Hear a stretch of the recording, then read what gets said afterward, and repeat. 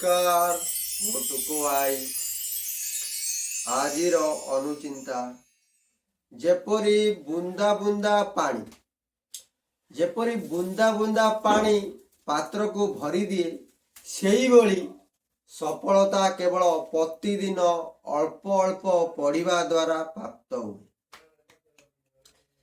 प्रत्येक दिन जीवनर परिवर्तन आनिया पाई एक भल सुजोग देई थाए। एहाकू केबे हाथ छड़ा करंतु नहीं।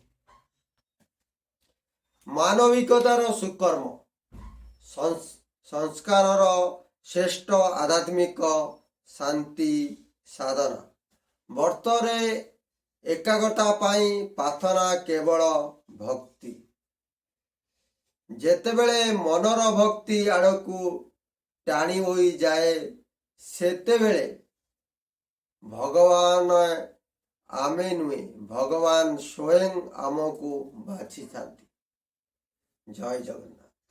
आपन को जदि ये वीडियोटी भल लागिला दया करी सब्सक्राइब लाइक